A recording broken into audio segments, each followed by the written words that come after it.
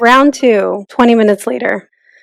I need a white girl to tell me what's going on with the planets. Gabby, what's going on with the planets? Like you have me. I need a white girl with a nose ring.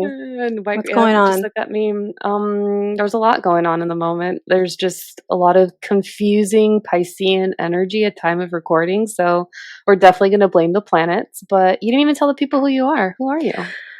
Hi, spiritual. Oh, okay, guys. Round 1, we gave you guys all a new name. Mm-hmm. Spiritual girlies are now going to be known as spiritual Barbies. And our boys are going to be known as spiritual Kens. So, spiritual Barbies. Okay, so then we have to rename Lindsay. Like Lindsay's the OG no, we're not. Barbie. We're not going there. She's going to share the title. It's fine. She's very sharing and giving. Lindsay, Thanks, Lindsay. We love you. Speaking of spiritual Barbies, we have an Aussie Barbie. Who do we have?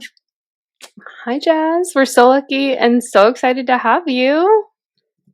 Hi, beauties. Such a pleasure to be here. Friends, today, Jazz is going to very much share all of her wisdom. Well, not all of it, but her wisdom and knowledge about human design, which has been a very much and very highly requested topic. And I'm so excited for this because she is my go-to human design person and reader. And I had a business reading with her because you can actually use human design for business as well, not just like how to do your life and how to live your best life. But it was so good. And I can't wait to share more about it as we progress with this episode.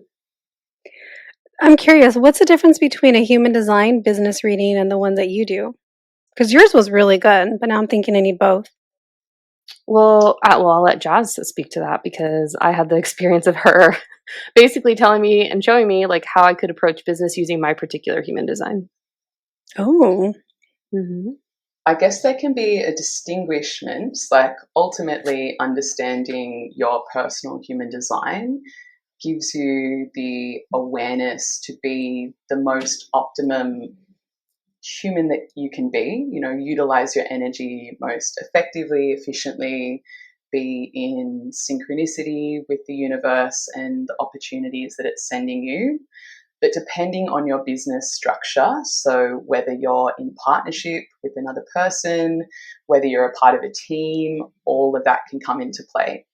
Because the beautiful thing about human design is that we are born with an imprint that we always have like consistent energy available to us, but we are not energetically static beings. We're constantly in this dance with one another, exchanging energy, as well as with the universe. So really it can be applied to so many different things: relationship, business,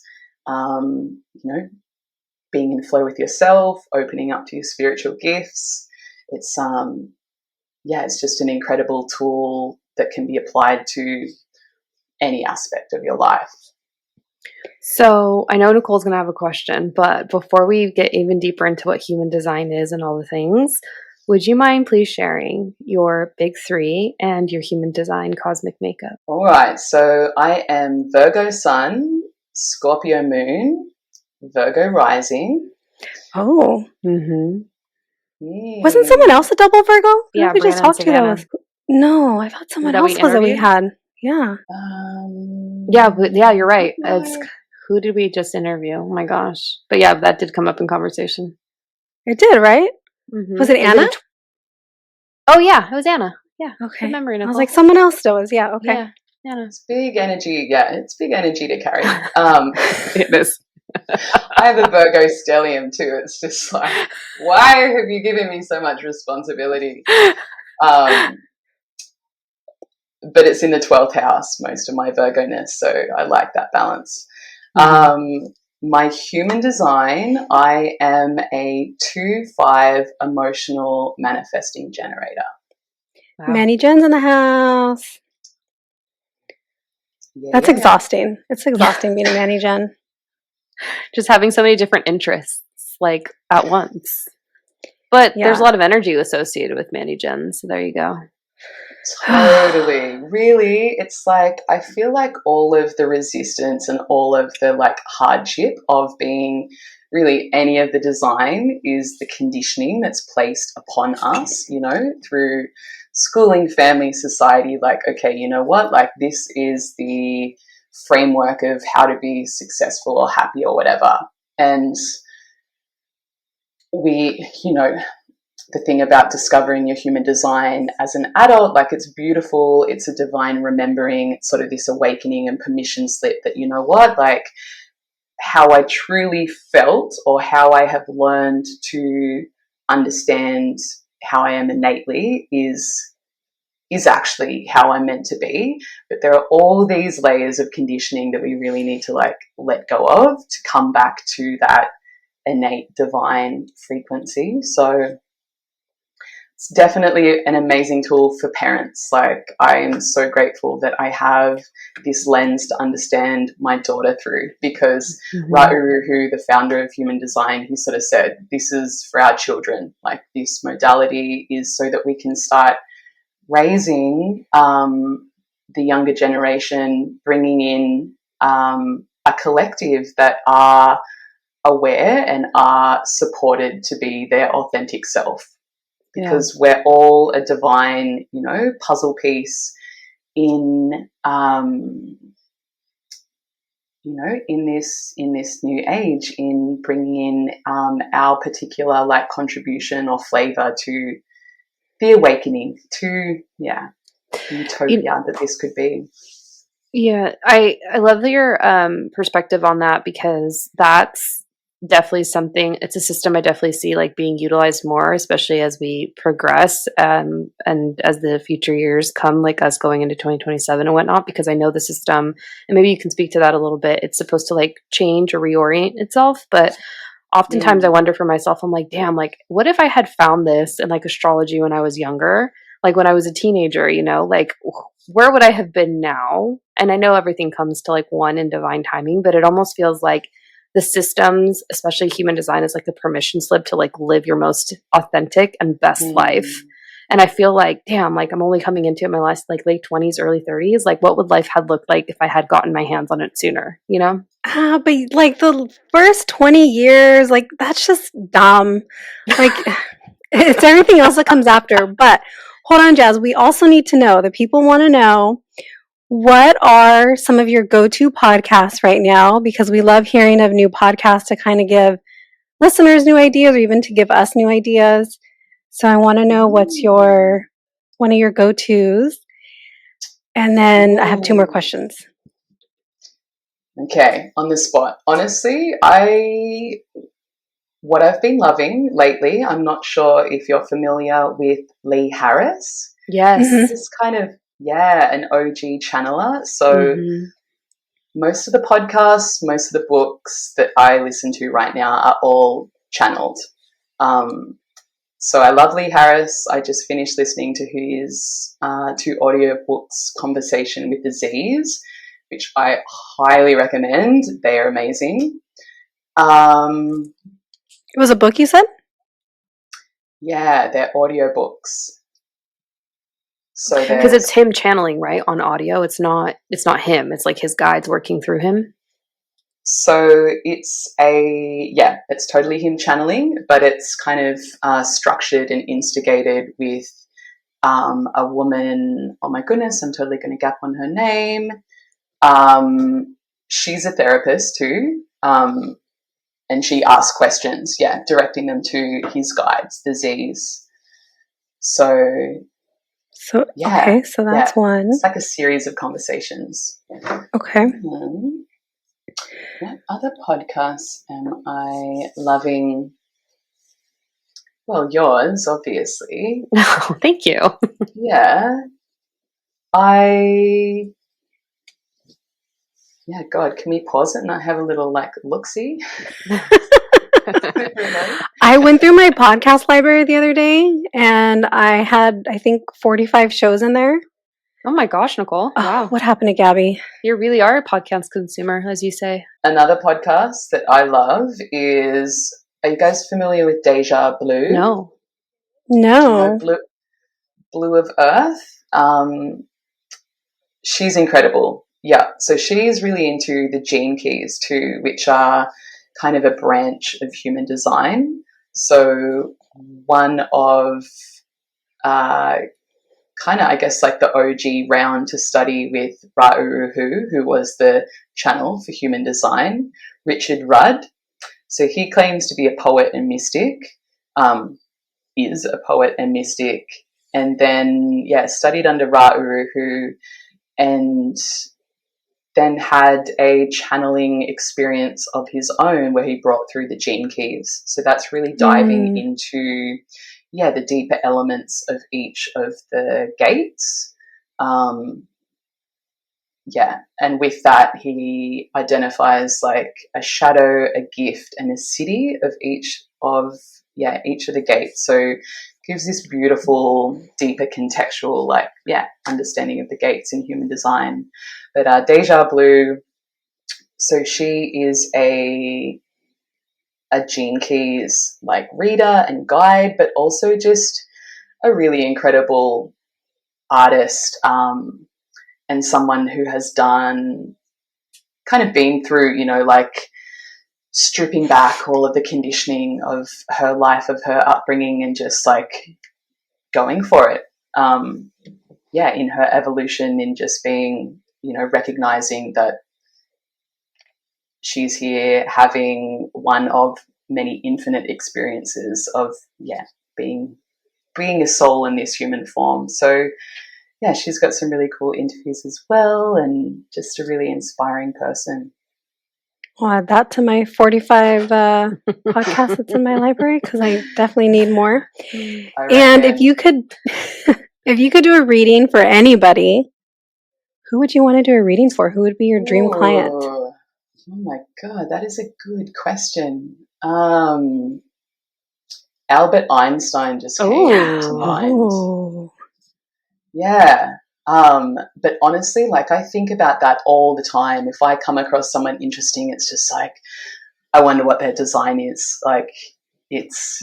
And I mean, my library of body graphs literally has 100 plus. All of my friends, I have, have looked up their charts to better understand them. Yeah. All her birth charts of everybody. So, fun fact, my son was Albert Einstein for Halloween when he was 2, I think. Oh my God, that is the most adorable. Because he had crazy hair. So I put a little sweater vest on him and crazy hair, and I spray painted his hair silver. And then his dad and I were the theory of relativity, so we were E equals MC squared. I love he was so cute. The best. And then bonus question, if you could go to any concert of any artist, dead or alive, who would it be? Ooh, okay. Well, I did spend my later teenage years, all of my 20s, basically hopping around the world, going to festivals and concerts. But one of my all-time favorite artists that I have never seen live is Portishead. I don't know if you guys got into some early 90s trip hop. Yeah, I got to send you some. Probably Portishead. If anybody else has heard of them, let us know, because I've never heard of them. I'd be curious to know if anyone else knows. They were kind of around, are you familiar with Massive Attack? Or Tricky? Oh, you guys. Yeah. Yeah. I mean, are they Australian? No, they're British. Oh, okay. Yeah, from the UK. Oh. Yeah. No, never heard of them. But honestly, almost every other of my favorite artists I have probably seen. Really? I love that.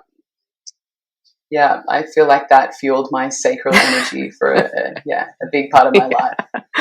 Okay, so let's talk a little bit about the sacral energy, because Nichole and I definitely have that dominant in our human design charts, but can you speak to that in the world of human design alongside emotional, and I want to say splenic? I am not a human design expert, but that's why we have you on here today. So yeah. Well, the sacral energy is a big one, because it basically distinguishes whether you are a energy being or a non-energy being. So there are 5 kind of major energy types which look at the person's like greater aura or energy. Now, 2 of those are sacral beings. So the manifesting generator and the generator are both sacral beings, and this gives all of us the ability to create our own energy. But it is connected to our joy, our passion, and our bliss. So for those spiritual Barbies and spiritual Kens Spiritual out Barbies, there, we love it. who have a defined sacral, it is your divine duty to be connected to your bliss, to your excitement, to the things that give you that like expansive butterfly like desire, the sacral. So not every center within the body graph, within human design, is directly connected to the chakras, but the sacral is one of them. And it's all about when we are aligned with what is lighting us up, we have this overflowing energy that serves ourselves, but it also ripples from us, lifting, like energizing those around us, inspiring them. It makes us incredibly magnetic. Anyone that has a defined sacral, the way that their opportunities, people, all things come into their life through them, magnetizing them to them through this like charged up sacral. So yeah, the sacral is a really important center. And so for the other energy types, the reflectors and projectors, they basically kind of require us to be in our bliss, in our excitement, because they're borrowing that energy from us. And it's not taking it away, but they kind of need to sample it. It's not for them to sort of hold it for too long, because it almost like short circuits their systems. So the projectors and reflectors kind of have this delicate system that makes them attuned in different ways. So they are sort of their duty, divine duty in their lives is more connected to what they know, what they see, what they perceive, as opposed to what they do. And then the manifestors, they don't have a defined sacral, but they are an energy being. That works a little bit differently. So I'm a manifesting generator. Gabby, you're a what? Generator? So is my son.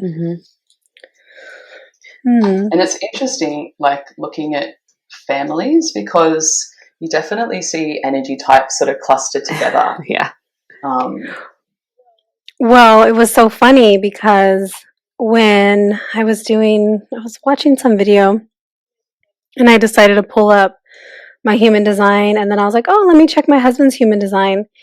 And so I pulled up his, and then I was like, oh shit, did I put my information in again? Because we have almost the exact human design, except for the environment was different. And I think like our, the most important gift was different, but everything else was like almost exactly the same. Whoa, that's incredible. So all of the same centers defined, all of the same centers undefined. Let me see. Well, I don't know about let me see. Hold on. When you say define, so I'm looking at mine, it says single definition. Is that what you're speaking to?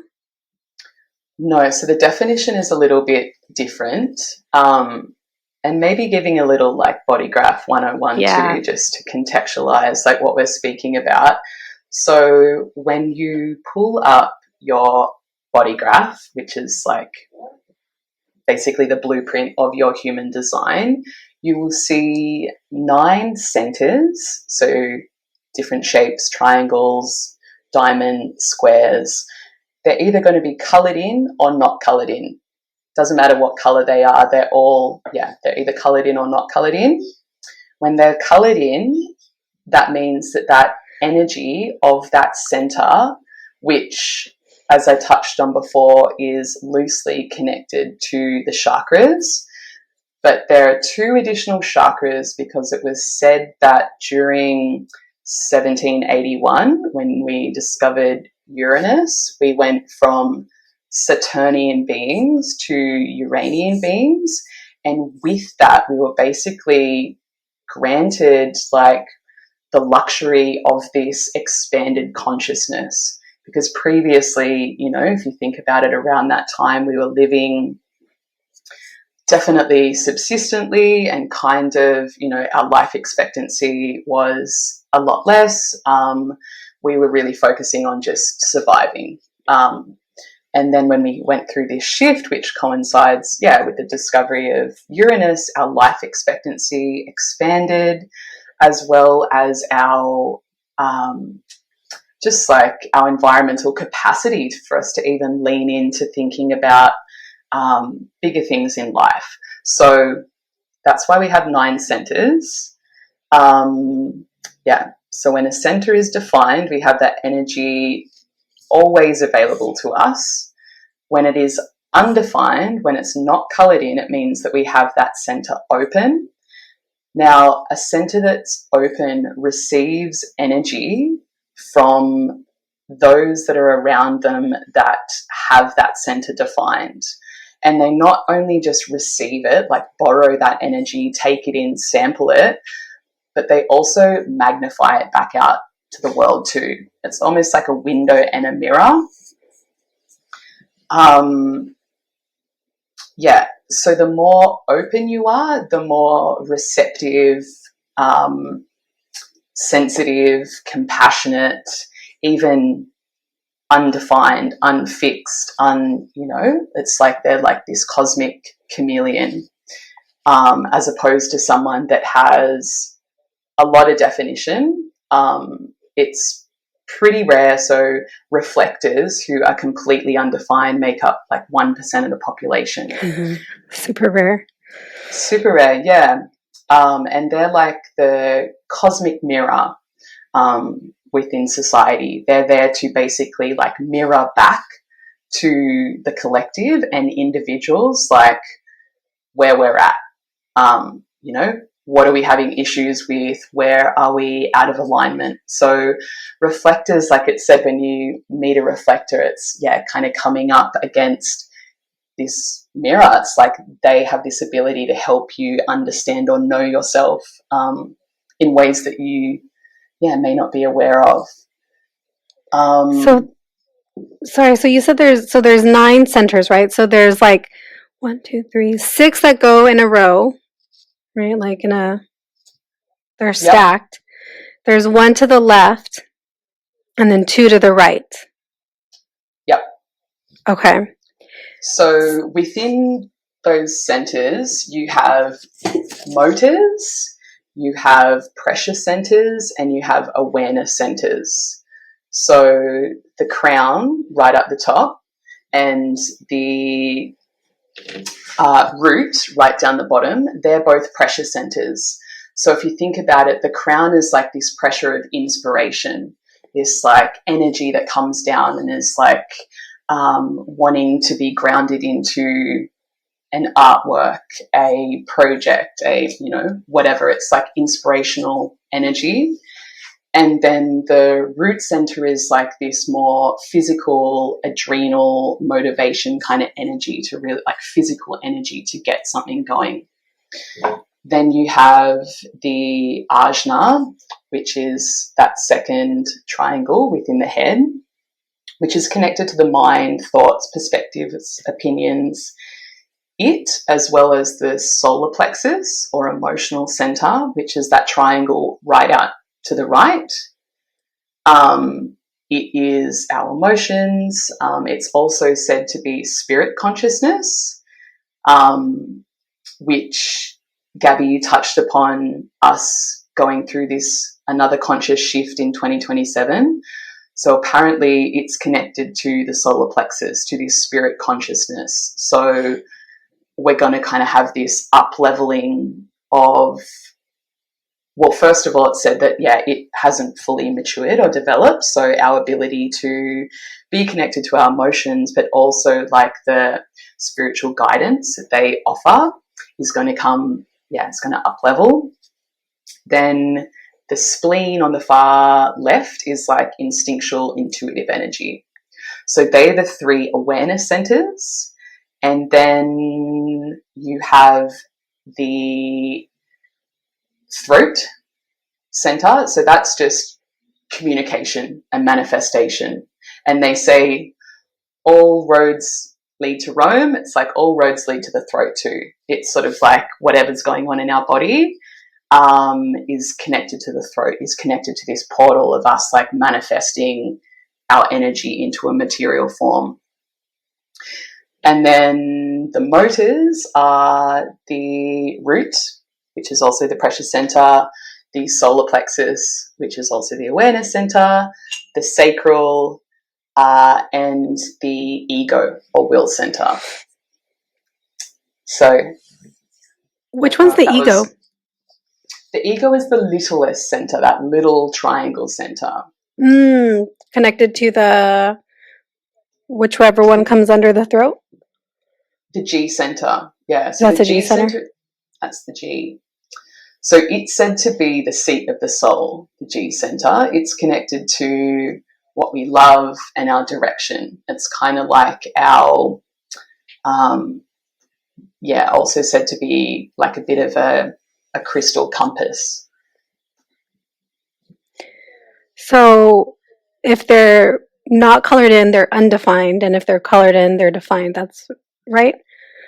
Yeah. So, my husband and I have the same defined and undefined centers. Wow.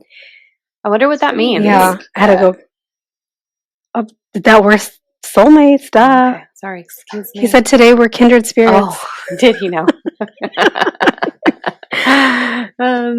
Question. So on the chart, it also talks about environment. And so I've seen like markets, I've seen valleys, I've seen caves. I mean, there's a bunch. What does that mean? So I love this one. I believe, Nichole, are you markets? No. I'm a market. I love markets, to shop. Yes. Yeah. And Gabby, your kitchens. Yeah. She loves to eat. I do, and I'm always in the kitchen at the house. She's always in the kitchen. I don't understand it. Like it's just like a natural thing. And I was taking care of our other sister's dogs a while, like earlier in February, and I was always in her kitchen. So there has to be something where you're just like innately drawn to certain spaces. But to be fair, both of those kitchens have TVs in them, so they're like easy places to be. Yeah. Well, I feel like the kitchen is kind of like the heart of the home, It's a place of nourishment. It's a place of coming, together. So there is this like metaphorical energy surrounding all of the environments. Markets is like that vibrancy, a mix of cultures, a mix of different people like coming together and like sharing and collaborating. Like coffee shops? Coffee shops, like any place of, like lots of people kind of coming together. So both of you two so Gabby, your environment. So what we're talking about, so our environment is connected to the arrows that you'll see kind of beside the head of your body graph. All of those arrows, relate to different aspects of our life. So the way that we learn, take in information, our strategies, our environment, our perspective as well. Now, when arrows face to the right, that's more of a yin, feminine, passive energy. It thrives more in being more receptive as opposed to assertive. Whereas if they're pointing left, they are more masculine, more structured, assertive. So Gab, your environment, like you want a little bit more of like a passive, flowing, nurturing, receptive environment, whereas Nichole, like you like the action, the stimulation, yeah. That's so interesting. Well, all mine are going to the right. You said that's more feminine and flowy? So Or did I hear that wrong? No, it's kind of counterintuitive. So when they go to the right, that is the feminine, the receptive. When they're to the left, it's more masculine. And excuse me if I said that wrong the first time. No, I think you said it right, yeah, because I was like, that doesn't sound like me at all. And all of mine are going to the right. But to be fair, except we do one. have a no, hard three time. are going to the right. Yeah, Nichole, you've got all of the arrows going to the right except the environment one. Because you and I are the same. I'm looking at, unless I have a different one, but all mine are showing to the right. So you know what? This is actually a good point to bring up. There can be a little discrepancy between the sites that you generate your body graphs. Oh, that's good to know. Yeah. That's really good to know. Yeah, so I have always used mybodygraph.com. They recently just kind of did a bit of a makeover as well. Yeah, it's interesting. Yeah, because I used my human design. My human design, yeah. So Jenna Zoe's person. Okay. That's so interesting because I know a lot of our that's audience why I was like, is that familiar doesn't with sound both like me at all. sites. So that's very much news to me about the discrepancies between the sites that you use to generate the graph. Yeah. So I know the girls will, and Kens will. The Barbies and the Kens will appreciate it. The Barbies and Kens. They will. Yeah, good to know. And I mean, it's never anything major, but the variables, the arrows, they are kind of the most sensitive to the timing that you enter. Yeah. I will. But yeah. I was just going to say. I was just going to say go for it. Whether it's 3 or 4, 3 or 4 arrows, that is like optimally you are better to be more receptive, more flow, not as like structured, even disciplined, according to your design. Yeah. I just had a thought, but go ahead, Gab. I was just going to say, we both really struggle with being in our feminine. We have BDE. So a lot of that can come down to our conditioning though, because really like when, discovering your human design once you are a successful, fully kind of formed adult that, has kind of carved out your life, your rhythms, according to the way that you've been taught, the way that you've been encouraged of how to be the most optimally, like success-wise, happiness, all of that can be more of the conditioning which was put upon us by our family, by our education, by society. So you may think that you are better in this structured masculine form, but that, that can more be because it sort of feels more familiar to you. And that's a hard thing to let go of, like, because we praise the masculine within our society too. We praise the logic, we praise the structure. It's like tried and true. We think that we have more control or predictability over our life when we apply this tried true system that is, our modern kind of philosophy around things. And that is actually what I love most about human design. So for all of us, it's all about getting back to the wisdom of our body. Like even if you have a defined ajna and crown, recognizing that you have this consistent energy available to your mental faculties, it's still not the most aligned and connected center of which we are connected to, like the greater universe, to God, to our higher self. So the strongest centers that are connected to that which is bigger and outside of ourselves all reside in the body. And that is the authority within human design. So primarily, like about 50% of the population will have emotional authority, and then it's sacral, splenic, and then it gets a little bit more rare. But basically, the message is that when we tune in to our authority, we are connected to divine instruction from God, from the universe. But it really is like getting out of our mind, our logic, our rational thinking that thinks that it can predict what's going to happen or know the outcome of our choices, when in reality, God, the universe, has so much more creative capacity to align us with the synchronicities that can, catapult us from here to there if we only kind of surrender and hand over the how-to of what we're desiring, if that makes sense. For sure. Were you going to say something, Nichole? I was thinking she kind of hit the nail on the head, exactly what I was thinking, as far as even though we really thrive off of structure and routine, think about how like anxious we always are because we're always going.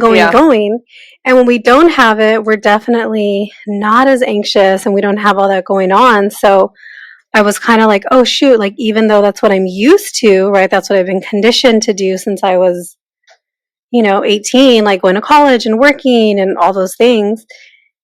You're always on, you're always going. And that doesn't necessarily suit us well. It's just what we're used to, it's what we're conditioned to do. So I felt like the light bulb went on and I was like, oh, like that's what it means.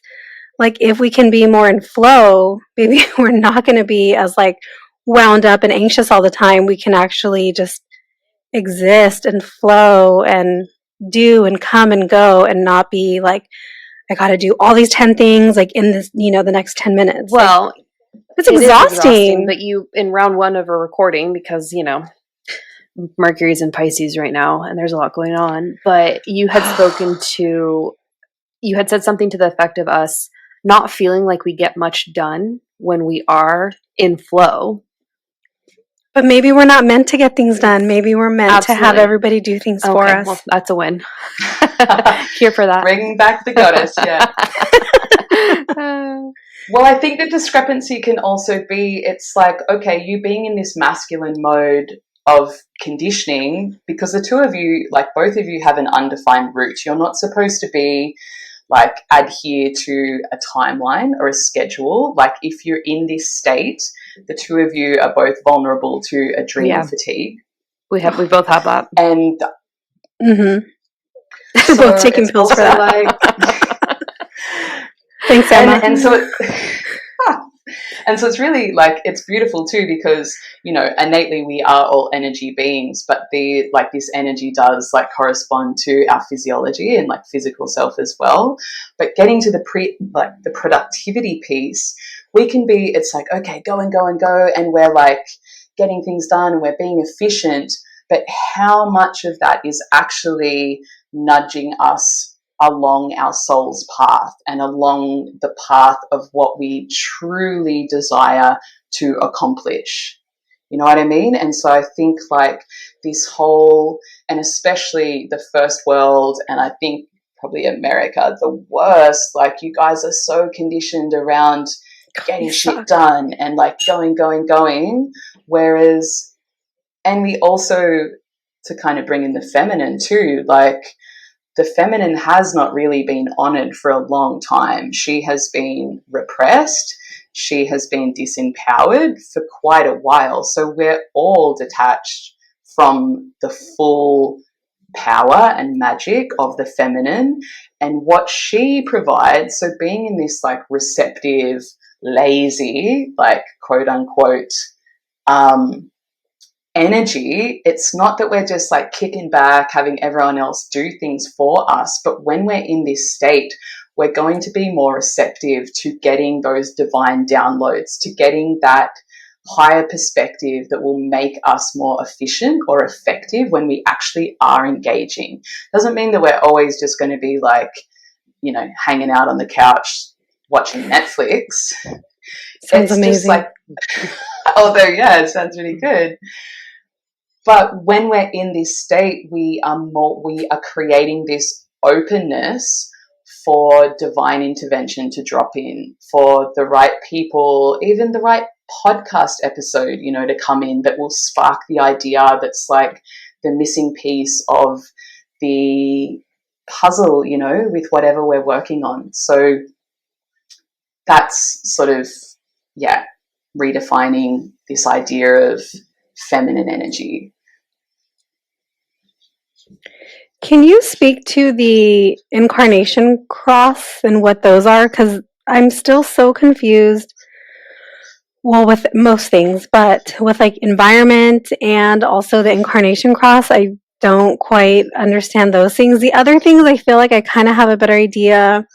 And then I have the Jenna Zoe book that is, you know, my little cheat sheet to kind of tell me about the profiles and everything.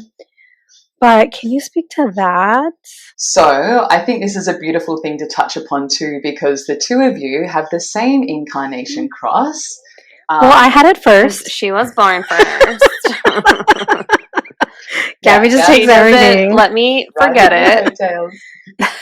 No originality at all. She loves it. Don't let her fool you.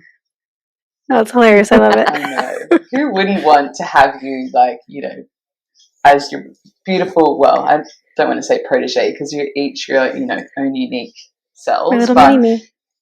Yeah. Incarnation cross. So it is the combination of the energy of your conscious sun, conscious earth, unconscious earth. So much the same as in astrology, the sun being like kind of like the center of our life force, or the most like radiance that we shine into the world. The sun within human design, and I mean this is the aspect of astrology that comes into things. So human design is made up of astrology, the Kabbalah tree of life, the chakra system, the I Ching, and quantum mechanics. Just wanted to give that little like preface. So the incarnation cross is said to be connected to our purpose or our destiny, or like, like what we're here. It almost is like our most optimum energetic state. So it isn't even necessarily like this destination that we need to get to, but it's an energy that we should bring into all that we're doing. It's like our distinct flavor or essence that we bring to life. And on that note, like the fact that we have, well, you'll see when you open up your body graph, you'll see black lines and red lines, or two different colored lines that are coming out of the centers. And so our body graph is made up of a unconscious energy and a conscious energy. And this energy is determined from the time we were born, and then also 3 months previous to when we were born, which is said to be when the soul enters the body. And so this connects to the planets. Can I get a little like scientific nerdy on you guys, or please? Space for that? All right. So the quantum mechanics piece of human design is, and we know this is like science. Well,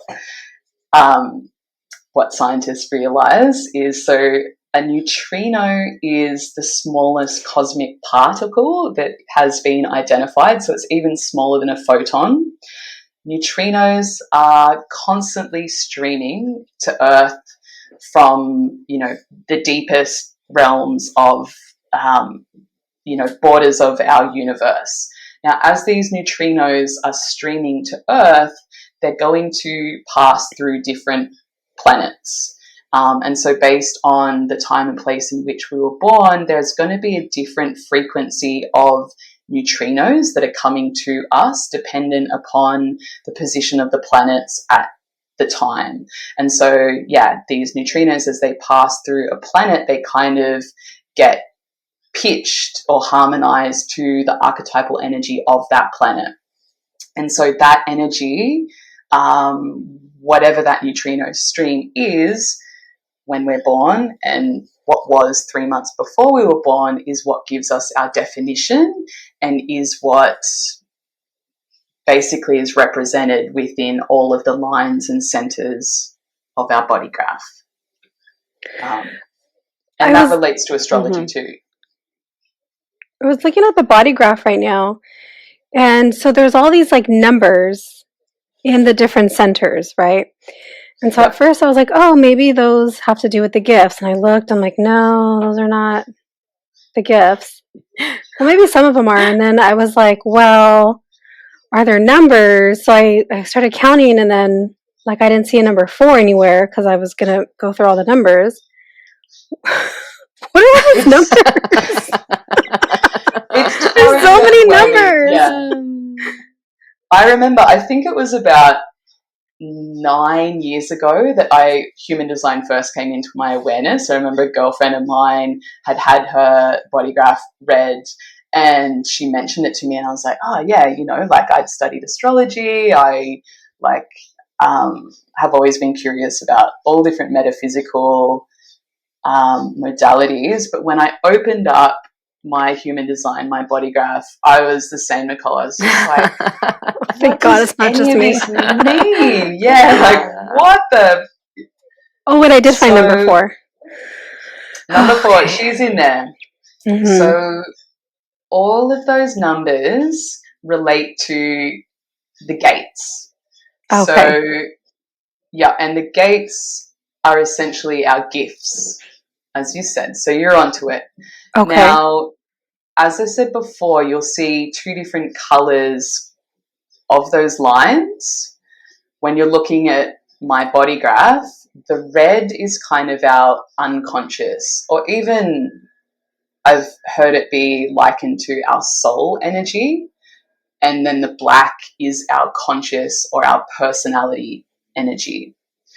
So you will not have every number or gate defined, but when it is coloured red, when there's a red line coming out of a number, that isn't always a gift that we are consciously aware of ourselves, because it is more subconscious, but it is an energy that's present in us nonetheless. But a lot of the time others will see that in us.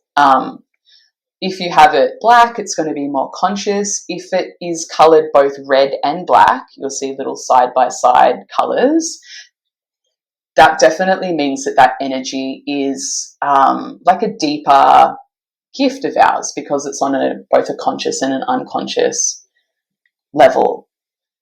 And so one thing, Nichole, that you touched upon, you asked about definition. So I wanted to speak to that a little bit. So you'll see, so we have these defined or undefined centers, and depending on how many little groups of centers that we have, so Nichole, for you, all of your centers are connected.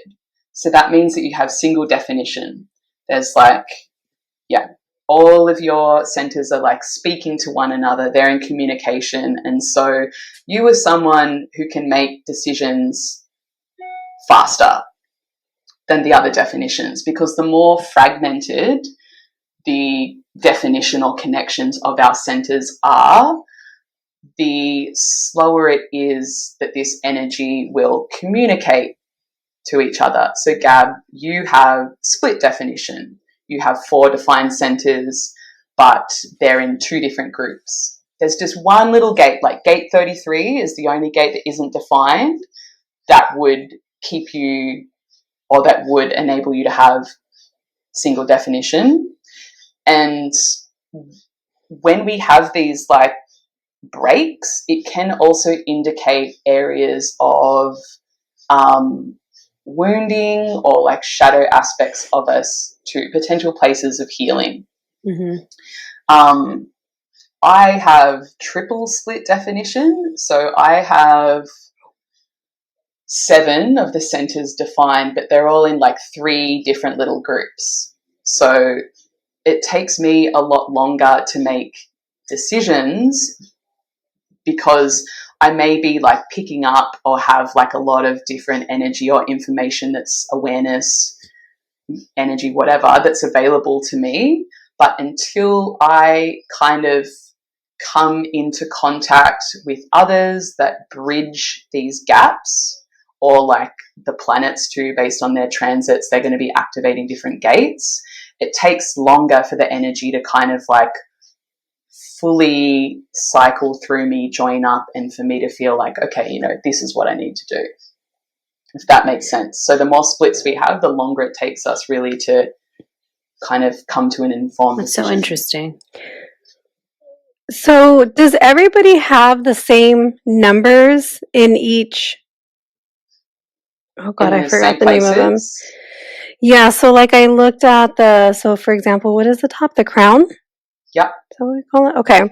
So like on mine, it says 64, 61, 63. Is that in everybody's? Because that was in mine, my husband's, and my son's. So I wasn't sure if that was across the board or if we're just all that connected. Yeah. So essentially, you take away all the color, the framework is the same. So yeah, the numbers are all in the same place. Got it. Yeah. Okay. Yeah. Okay. I feel like I'm like looking at it as you're talking, so I feel like I'm kind of understanding it a little bit more. I've never not seen a chart, and I mean, I guess the same can be maybe said for astrology, but I've never not seen a human design chart that doesn't look busy.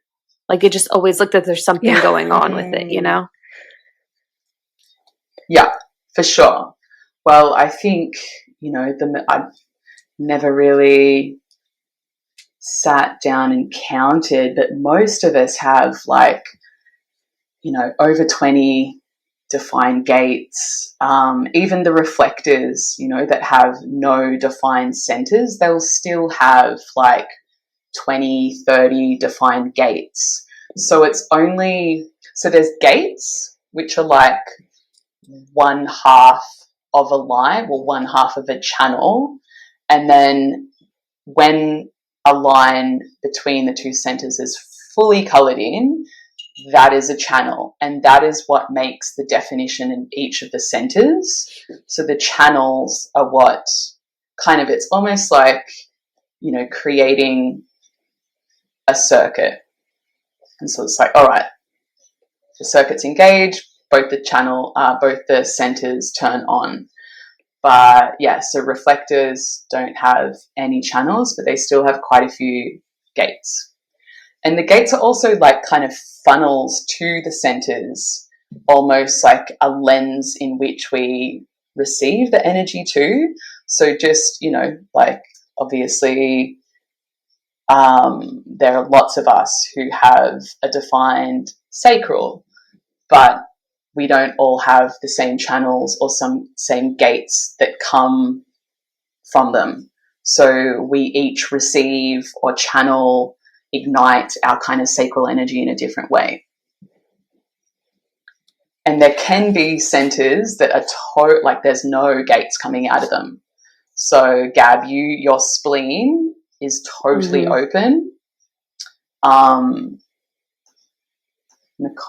I know you have, yeah, Nichole, the ones on the right, I forgot what those were though. So so your crown is totally open, your ego is totally open, your solar plexus is totally open, and your root is totally open, which that's pretty significant. So the way in which you receive energy into these centers is almost like unfiltered. You just like receive it the way that the person's like dishing it out too.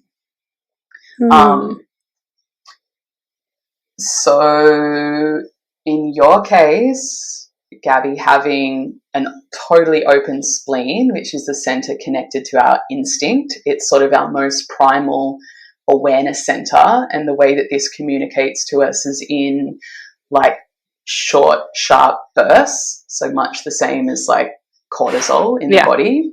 And it is that irrational little like voice that will kind of, or like feeling that will come to us that doesn't make sense and only speaks once. And so it's a guidance that can be like quite hard to trust, you know, because we want it to like explain itself. Like, what do you mean I can't trust this person? Or what do you mean this feels off? But it is also the center of intuition. It can also be a center of anxiety and fear. Sounds right. But I feel like, so what this means is you are going to be really receptive almost to like other people's intuition or other people's instincts. For you, there is this awareness, like, know that energy is not your own. If you try to hold onto it, it then is going to manifest as anxiety or as fear. Yeah. And I kind of feel like for anyone, and this is just my unsolicited opinion, but I really feel like anxiety is us not utilizing our intuition. It is sort of like either ignoring the intuition or over analyzing it. And so it's this energy that gets mutated. Yeah, I agree with that, because there is a different kind of subtlety between, well, intuition is subtle and anxiety is not. There's definitely like a fear associated emotion with it, but that makes a lot of sense.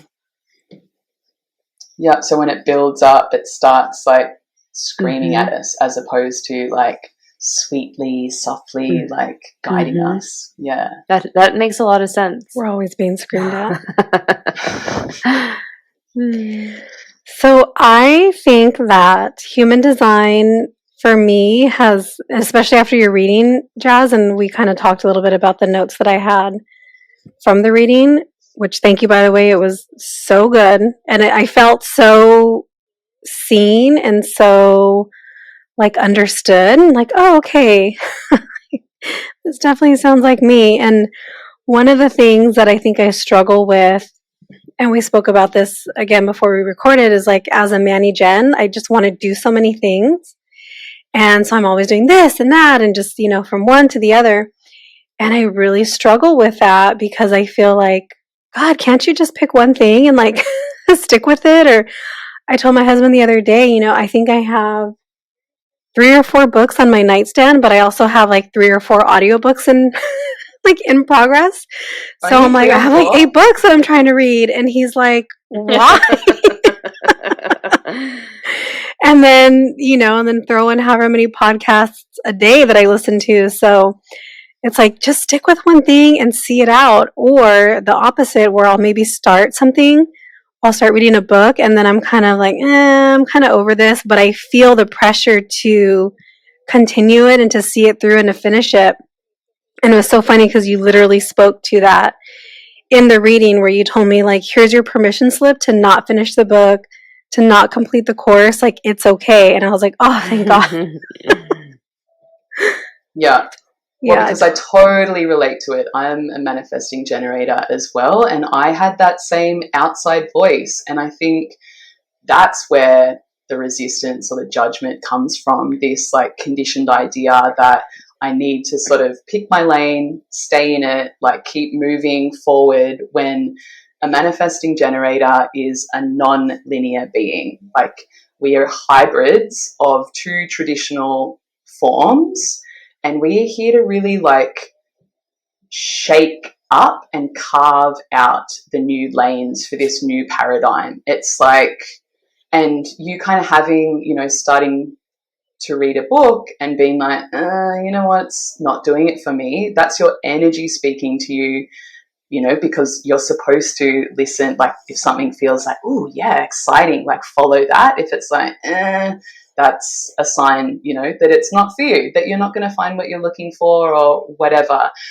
The same being said, like, you might start a course or start a book and it's like super exciting, feels really expansive.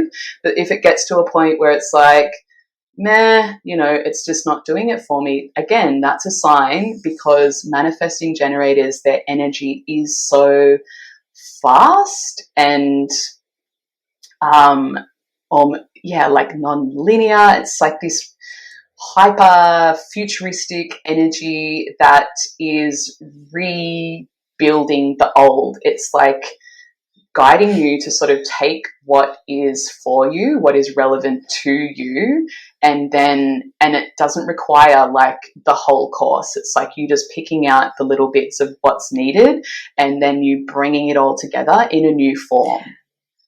And And I so, think I remember hearing that too, where it's like you don't have to read the whole book because you might get what you need in the first 2 chapters, and you don't need any more after that. I was like, oh, I never thought about that.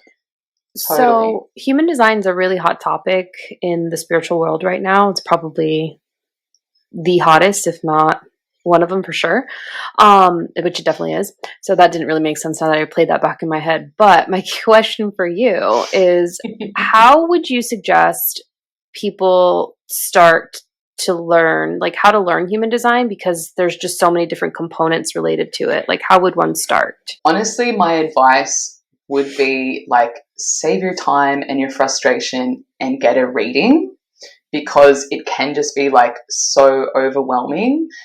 However, if you like are one of those people, if you have a 3 in your profile, you don't like to be told, you want to get in there and learn yourself. It is said that if you understand your energy type, your strategy and authority, the rest will fall into place. So understanding your energy type speaks to sort of the mechanics of whether you should be an initiator as a manifester, or whether you need to just do what lights you up and attract what's meant for you too, or whether you're a projector and it's all about like letting your fascination guide you to this like nerdiest, geekiest, whatever point of your it's like kind of developing, like really getting into a niche of wisdom, the reflector needing really just to be like guided by their environment, like totally be like unfixed. So understanding the mechanics of, and obviously like I like totally just gleaned over the bare minimum of those aspects of the energy type, but understanding the energy type, and then for each energy type there is a strategy. For generators, manifesting generators, it's to respond. So that piece of like attracting to you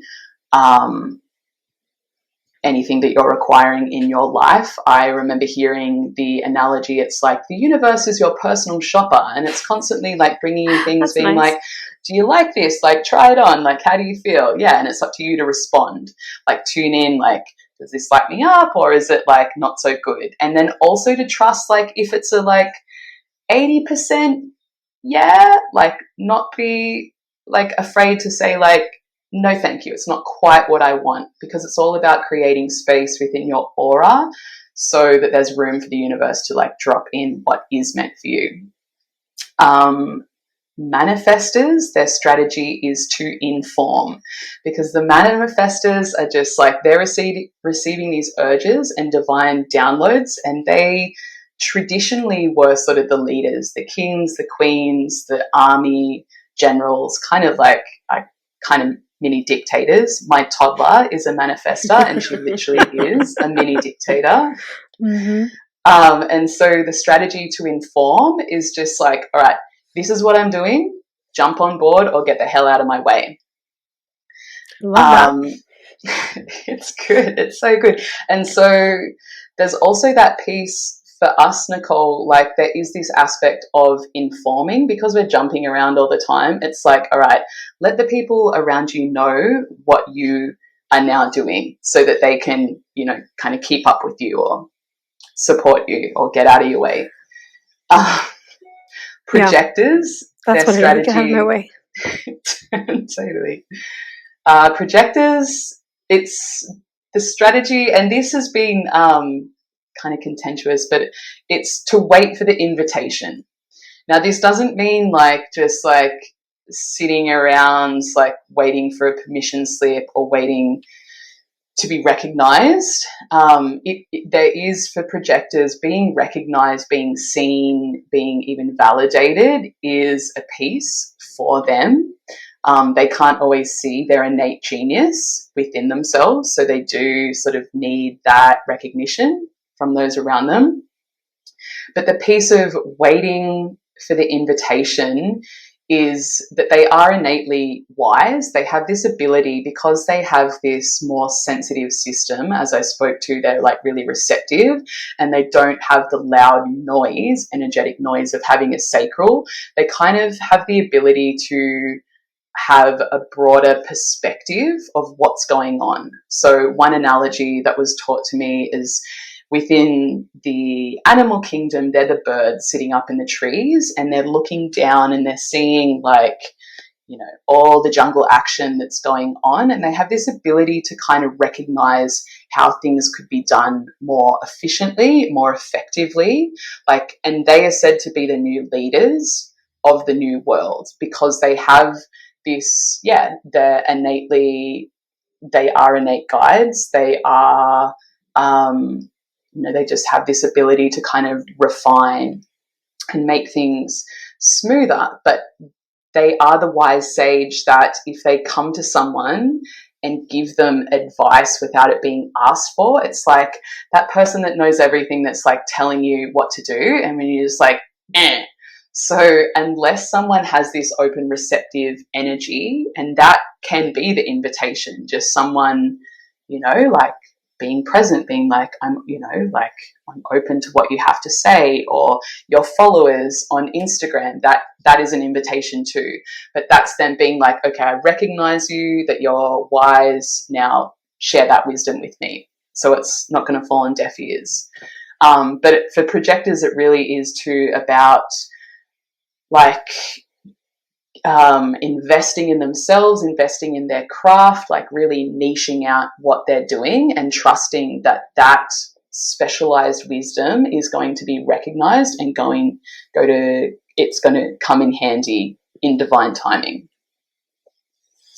Now, strategy for reflectors is to wait a lunar cycle. So they're sort of not only a non-energy type, they're said to be a lunar being, like lunar, like the moon. So they have this really just like etheric, like mystical, almost, they're not supposed to be, like fixed or defined, and they're really supposed to be guided by the environment. So for any major decision, they really need to wait, a full lunar cycle, because they're going to kind of sample through all of the energy of the people and environment that they are, present within, that they're working within. And so they really need to kind of take in the many layers of information for them to be informed. That sounds so hard, to just be like, sorry guys, I need a month, I need 28 days, and I'll get back to you. Totally. And of course, like, they're making decisions, that's just kind of for like the big ones. But they really are, like, I can't imagine. So actually my god sister is a reflector, and it makes so much sense now, like understand, because she lives in California, and I lived over there for a little bit, and just so sensitive. I couldn't imagine life as a reflector. But they also have this incredible capacity for wisdom. They're literally like a portal between the divine and earth. So most of them are highly intuitive, really like divine guides, kind of ascended master energy, like coming down to earth to help kind of guide us. But I know they're also really susceptible to sickness as well. So one famous reflector that I know is the Balance Blonde. Oh, that's remember her right. name. Yeah, she went through the journey of like Lyme's disease and everything, you know, so having that sensitivity, but then also having this like intuitive capacity. Yeah, so that's the energy types and the strategies. And then the authority is that strongest center of intuition. So 50% of people have an emotional authority. What are you guys? You're both sacral authority. Mm-hmm. So I'll start by explaining sacral, because sacral is like this body wisdom. It's this, well, which I've spoken to a bit so far, that like receiving yes and no answers from the universe through the form of like physical sensations in the body. So a yes is an expansive, tingly, butterflies, like excitement feeling, as opposed to a no, which is like a contraction, heaviness and but if you have a sacral authority, it means that you have an open emotional center. So it is important for you not to be in the presence of other people when you're making big decisions, because you are easily attuned or receptive to picking up their emotional influence. And the emotional center is basically an emotional, like, emotions, as we all know, kind of cloud our judgment.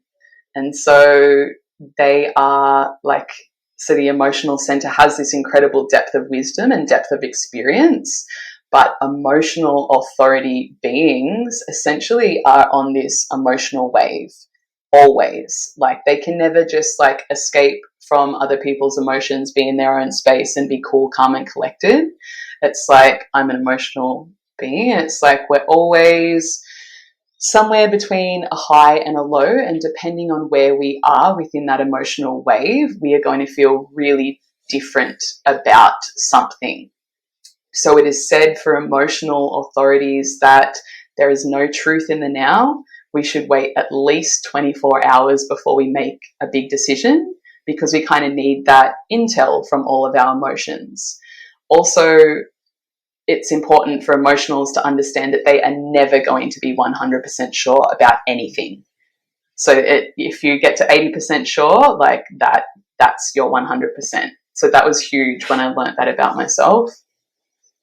The next is splenic authority. Now, the spleen we kind of touched upon. It's having that like really attuned instinct, but it's intuition that really just speaks to us like once. So with the two of you, the sacral you can always kind of tune back into and re-ask a yes or no question, but the spleen is only going to talk, like only going to send that message to you once. So it's really important for splenic authority to start paying attention and start exercising the trust in their spleen.